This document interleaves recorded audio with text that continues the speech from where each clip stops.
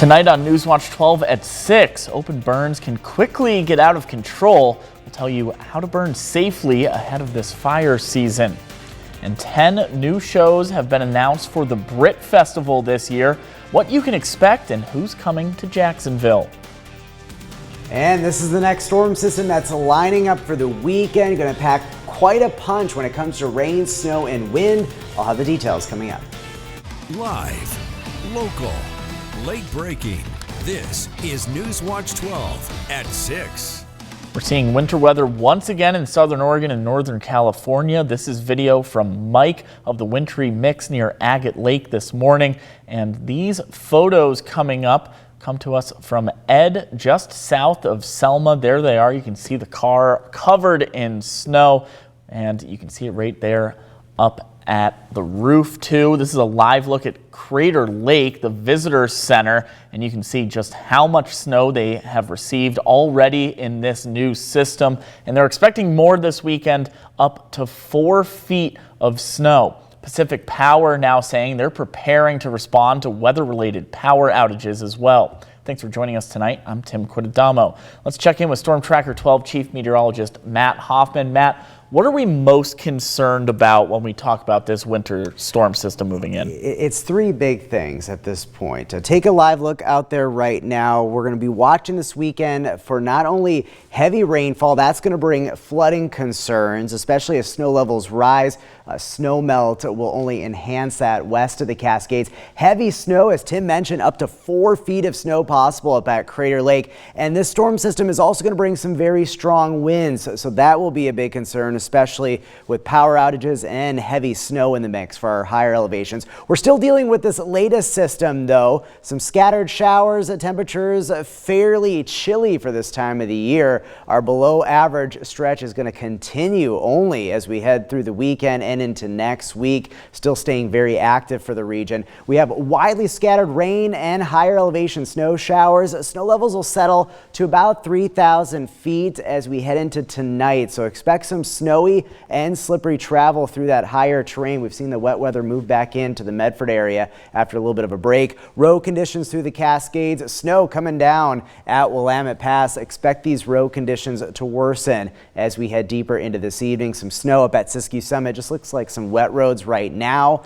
East of the Cascades along Highway 97, that snow coming down, definitely reducing visibility, but road conditions still looking decent at this point. But again, that's going to change. We do have still some winter weather advisories in place for the basin, as well as now western portions of Siskiyou County. The winter storm warning for the Cascades and Siskiyous, that is just going to continue through Sunday as that next storm system moves in for the weekend.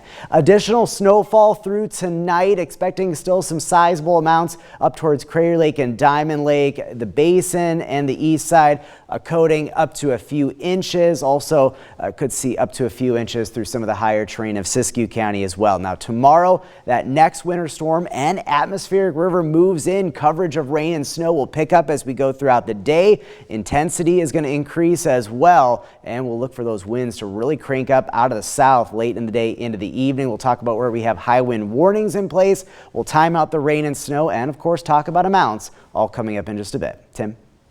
Matt, thank you. And all of you at home, don't forget to send us your weather pictures. You can do that through our Storm Tracker 12 weather app, where we have all the latest weather updates for you.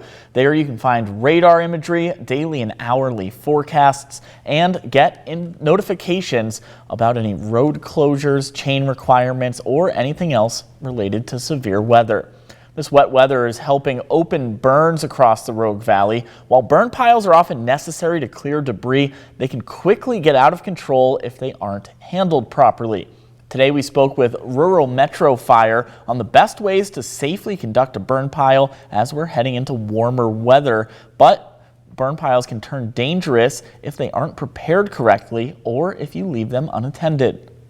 You give yourself a couple feet around, making sure that all of the debris is cleared from the pile backwards, and then make sure that you have a garden hose out at the pile that's charged with a nozzle on the end of it. This will give you the ability, so if you get fire that's moving away from your burn pile, you'll be able to put it out.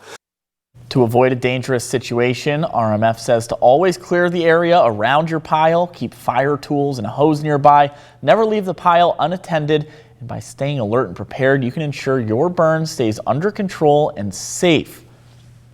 Onto a crime alert. A convicted felon was arrested in Grants Pass after being found with multiple guns and drugs. Josephine County Community Corrections found the guns during a home visit of Killian Mavidi, who was on supervised release from custody. Investigators found 2 loaded guns, 2 3D printed ghost guns, cocaine, meth, and more. Mavidi was arrested and is being lodged at the Josephine County Jail. A suspect on transitional leave from prison is now in custody after attempting to elude police while intoxicated and flipping the car he was driving into a yard. The Medford Police Department says they initiated the traffic stop of a visibly intoxicated driver who suddenly fled that stop. In a pursuit, the driver ran a stop sign, hit a landscape boulder, and that caused his vehicle to flip into a neighboring yard. The driver crawled out of the vehicle and tried to escape again on foot, but was detained by police. 4 hours later, he provided a blood alcohol content of 0.14. Looking ahead to NewsWatch 12 at 11 and our special report, A Father's Fight. We have an exclusive interview with the father of Braxton Session, the little boy at the center of a child abuse investigation in Sun River, and the arrest of 3 adults, including his mother. Chelsea Deffenbacher has the story that generated national attention. It was on February 19th when charges were filed against Sarah Session and her parents, Gary and Paula Hardenberg. Nationwide warrants followed, and I was the first to break the story. Session was charged with attempted murder, assault, and more than a dozen other crimes against a little boy in her care. Her parents, alleged accomplices. The family was captured in Coos Bay. On Monday, Sarah and her parents are expected to be in court to enter pleas. But what about the victim, Sarah's 9-year-old stepson? And what about his dad? Where was he? Well, tonight you'll hear his story for the first time. When he got an acquired brain injury from the highest sodium levels ever recorded, he's lucky to be alive. He went through a lot in that hospital fighting for his life. Tonight, see my full interview and hear the incredible story of a little boy's resilience. My special report, A Father's Fight, an emotional story. You can watch Chelsea's full report tonight on NewsWatch 12 at 11. You can also find it right now on our website, kdrv.com. Onto a scam alert. The Oregon Department of Transportation is alerting drivers of a scam you've probably seen before on your phone. These text messages you're looking at now are from scammers who claim you have a past due toll balance that must be paid immediately. However, ODOT does not have a toll program, and the DMV will never send links to verify personal information. So if you receive one of these messages, do not open that link. Instead, delete the text and block the number. Continuing our coverage, take a look at the time lapse here of the demolition of North Medford High School's gymnasium yesterday. Demolition officially began on Tuesday, with crews starting at the weakest points left in the building. The demolition is expected to last about a month in total, but the Medford School Board anticipates the school being without a gym for more than a year. You can find more details on the demolition as well as the initial collapse of the gym roof on our website, kdrv.com. Today, the Brit Music and Arts Festival released its second installment of concerts for 2025. Tickets are already on sale for several Brit shows. General public ticket sales for the second installment begin March 28th at 10 a.m. 10 new shows are included in this announcement, including Natasha Bedingfield, Dirtwire performing with special guest Free Creatures, Taj Mahal and Steve Earle, as well as others. You can find the full list and dates, you guessed it, on kdrv.com. The third and final announcement of shows for the 2025 summer season is scheduled for April 11th, and we'll remind you then. Right now, NewsWatch 12's second annual Klamath Falls Sportsman's and Outdoor Recreation Show is officially underway at the Klamath County Fairgrounds. Just an hour left in tonight's show, but here's what you can expect if you're heading there this weekend. A lot of sportsmen down here, sportsmen and women, and we are here to meet them and talk to them about hunting and fishing. NewsWatch 12's Sportsman's and Outdoor Recreation Show is back in Klamath Falls this weekend. The show is open until 7 o'clock tonight, and doors open at the Klamath County Fairgrounds at 10 a.m. tomorrow and Sunday. We have got a wide variety of sportsmen's and outdoor recreation things to offer. You know, we have a lot of retail here on site this year, so that's something that's a little different from last year, so we're excited for that.